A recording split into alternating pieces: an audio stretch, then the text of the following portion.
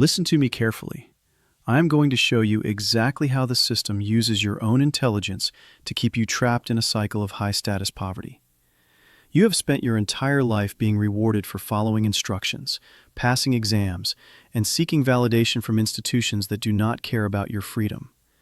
You believe that your education is an asset, but in the current economic climate, it has become a liability.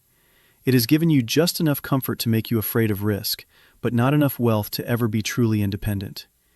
You are working for a version of the world that died 20 years ago, and the longer you refuse to acknowledge this, the more of your life you will waste chasing a ghost. The greatest trick the system ever pulled was convincing the most capable people in society that a high salary is the same thing as wealth. It isn't.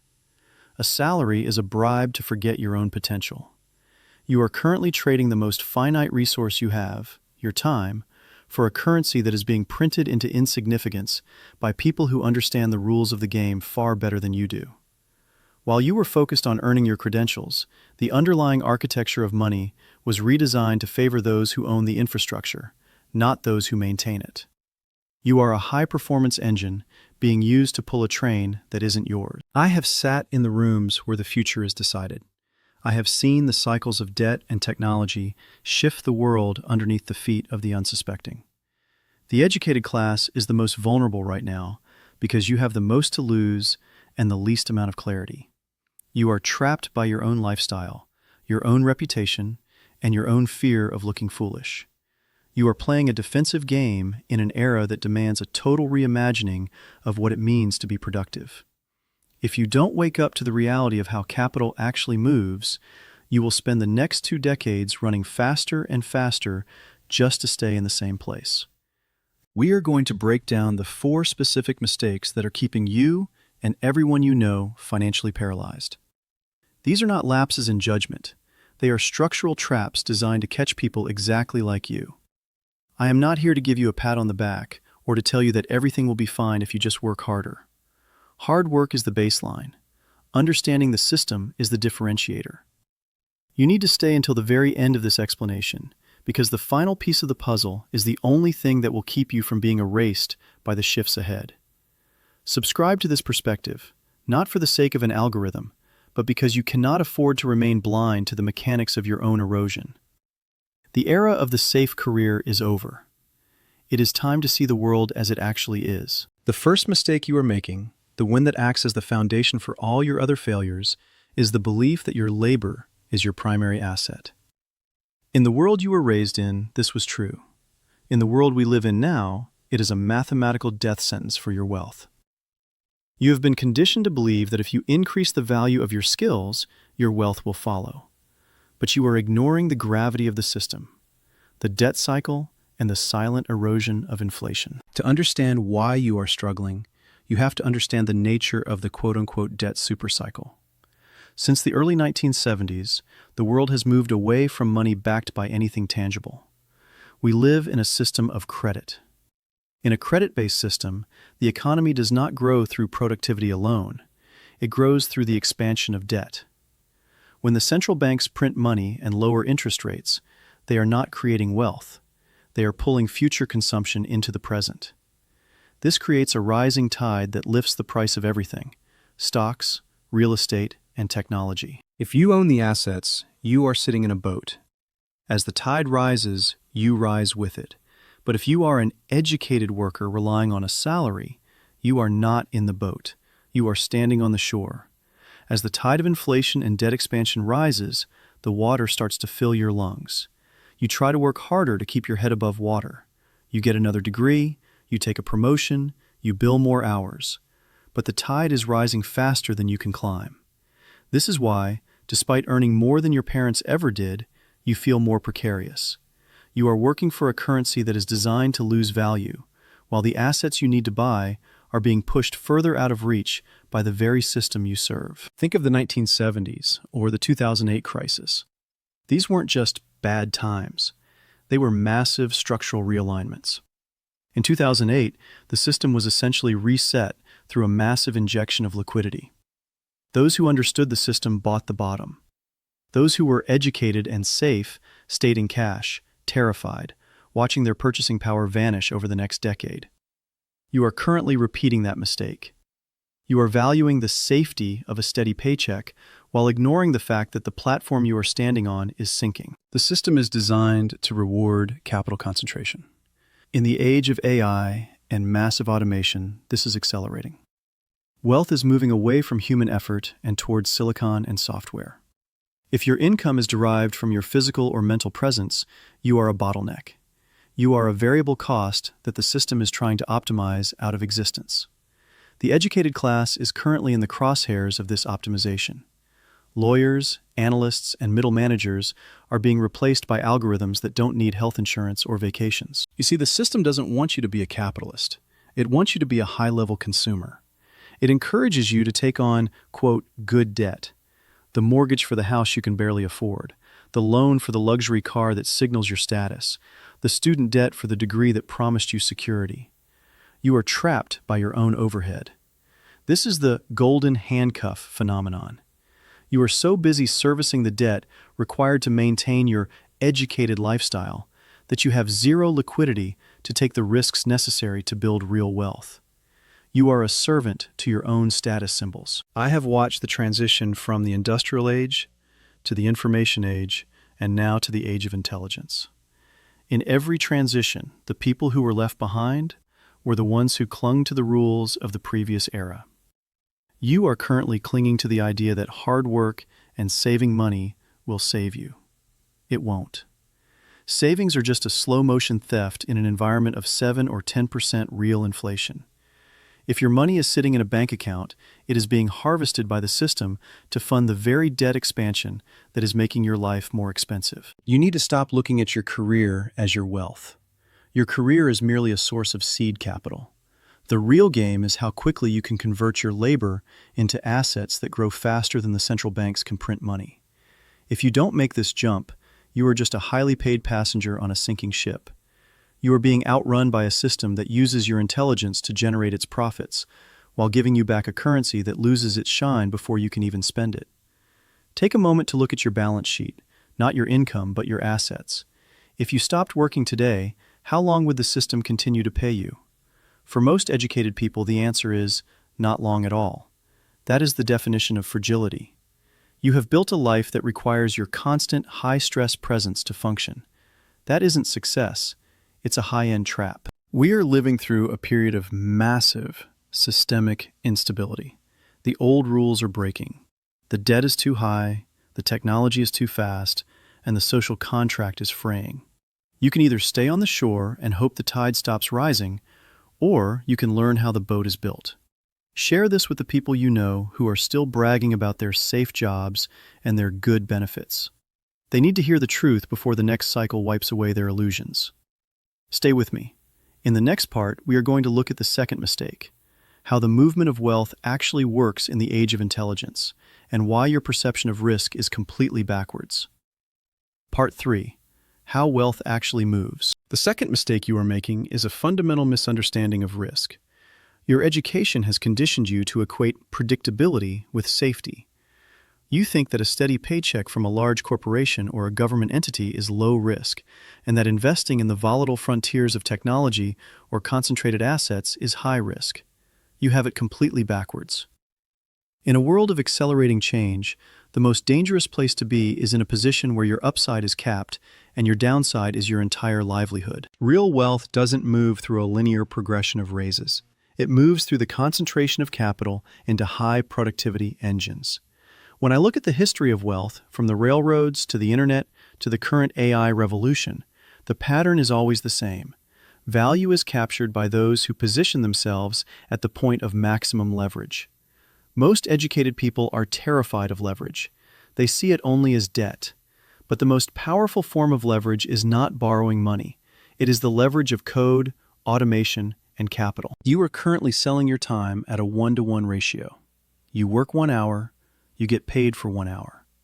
This is the least efficient way to build wealth because time is the only resource you cannot manufacture. While you are sleeping, your safe savings are being eroded by inflation. Meanwhile, the owners of the systems, the ones you think are risky, are building assets that work 24 hours a day, 7 days a week, without breaks, without benefits, and without ego. Wealth is shifting away from the know-how that you spent years acquiring in university. In the age of intelligence, specialized knowledge is becoming a commodity. If an AI can do 80% of your cognitive work for a fraction of the cost, the value of your labor doesn't just drop, it collapses. This is the productivity versus speculation trap. You think you are being productive by working long hours, but you are actually just speculating on the continued relevance of your specific skill set. That is a high-stakes gamble you aren't even aware you're making. Look at the math of opportunity cost.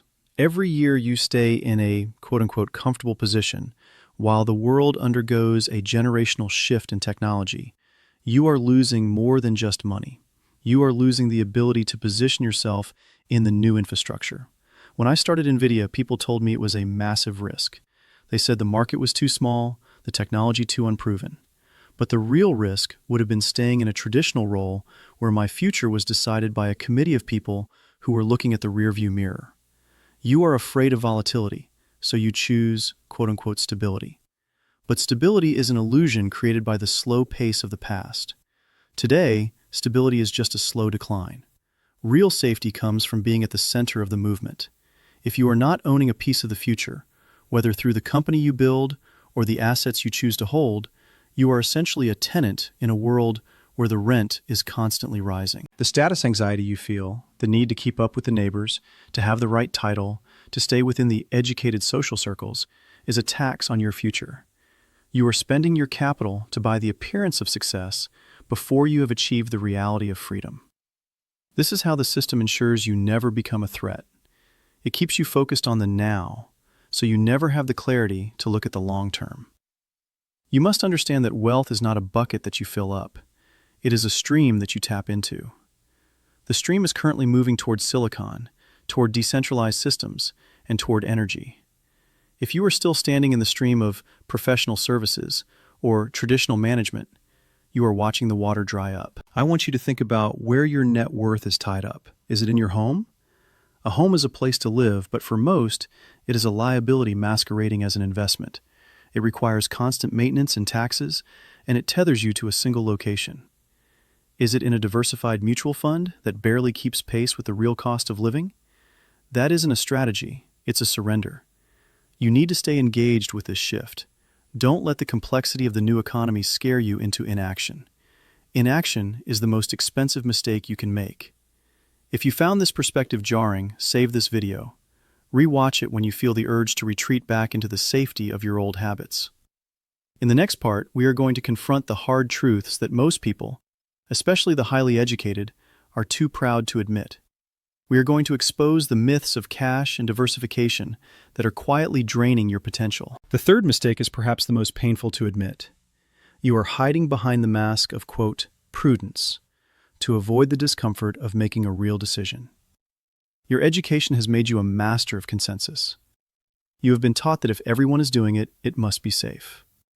You have been sold a lie about, quote, blind diversification and the, quote, safety of cash. You believe that by spreading your money across 1,000 different things you don't understand, you are protected. You aren't protected. You are just ensuring that your returns will be as mediocre as the crowd you are following. Listen to me. Diversification is a hedge against ignorance. But for the educated professional, it often becomes a hedge against wealth itself. If you look at anyone who has actually moved the needle of their life, they didn't do it by being quote-unquote balanced. They did it by having the conviction to be concentrated when the world was wrong. The system encourages you to diversify because it wants your capital to be passive.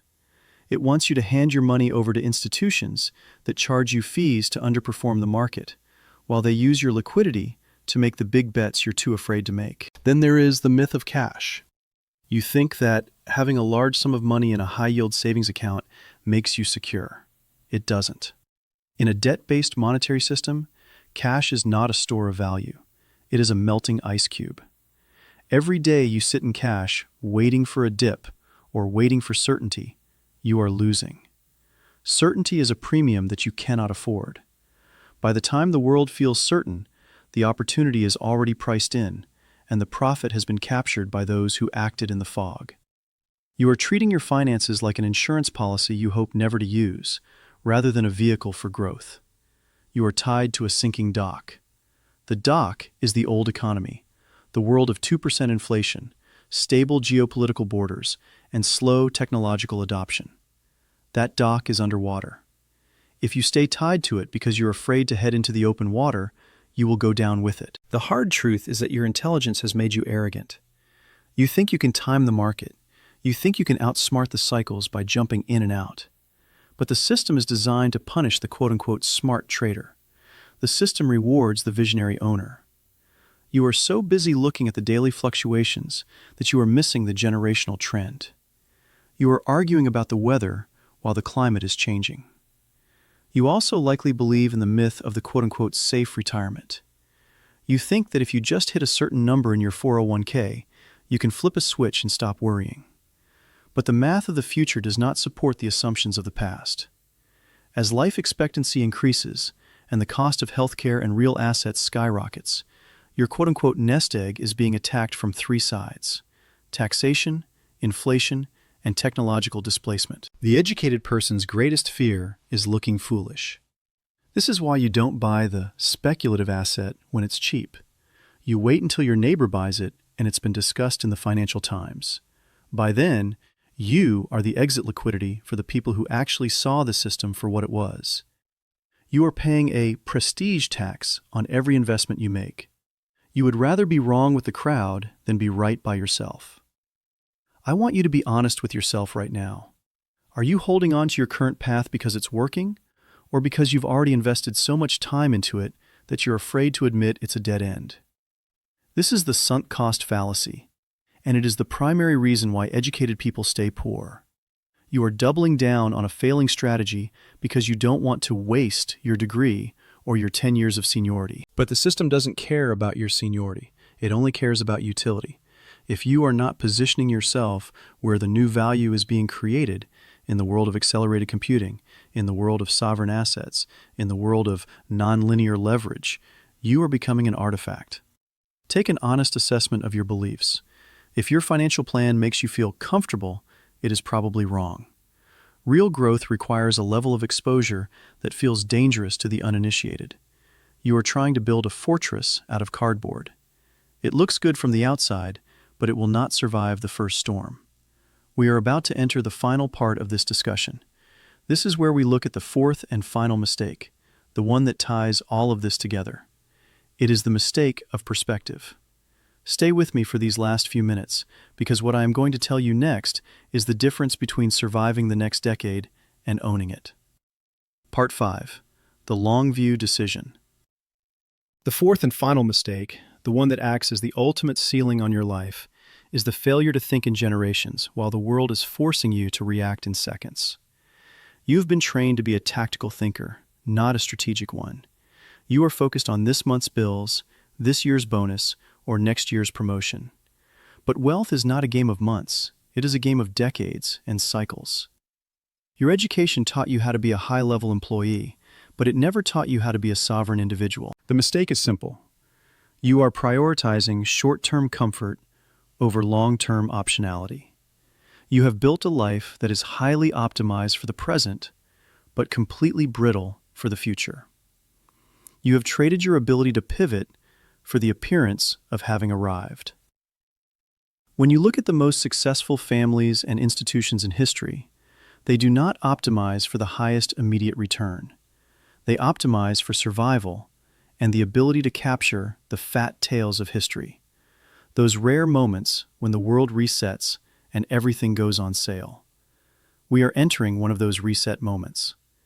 The intersection of sovereign debt crises and the birth of artificial superintelligence is a singular event in human history. Most people, especially the educated, will spend this period complaining about how things should be. They will argue with reality. They will wait for the government to fix the inflation, for the companies to protect their jobs, and for the markets to return to normal. But normal is never coming back. The systems of the 20th century are being deconstructed in real time. You can either be a victim of that deconstruction or an architect of what comes next. The choice is between awareness and ignorance. If you choose ignorance, you will continue to follow the traditional path, and you will be slowly bled dry by the hidden taxes of the system. You will reach the end of your career and realize you were a pawn in a game you didn't even know you were playing. If you choose awareness, the path is much harder but infinitely more rewarding. It requires you to let go of the ego associated with your title. It requires you to stop seeking the approval of a system that is designed to use you. It requires you to become a student again, to understand the physics of money, the power of decentralized assets, and the exponential nature of the technology I have spent my life building. True wealth is the ability to walk away. It is the ability to say no to a system that demands your soul in exchange for a paycheck. You cannot achieve that freedom if you are making the 4 mistakes we discussed: valuing labor over capital, misunderstanding the nature of risk, hiding in the false safety of diversification, and prioritizing the short term over the long view. I want you to leave this conversation with a sense of calm, not panic. Panic is for those who have no plan. Clarity is for those who see the patterns. You now see the architecture of the trap. You know that your intelligence is a tool, but only if it is applied to the right map. You have a choice to make today. You can close this video and go back to your safe routine, or you can begin the uncomfortable work of repositioning your life for the world as it actually exists. The world is about to become very transparent. Those who own the future will be visible, and those who are owned by the past will be equally visible. The divide is widening every day. I am telling you this not because I want your money or your praise, but because I have seen how the story ends for those who refuse to adapt. I have seen the cycles turn, and they do not stop for anyone's credentials. Subscribe to this way of thinking, not because it's a trend, but because long-term thinking is the only true edge left in a world of short-term noise. Stay informed, stay observant, and above all, stop being smart in ways that keep you poor. The system is moving. Make sure you are moving with it, not beneath it.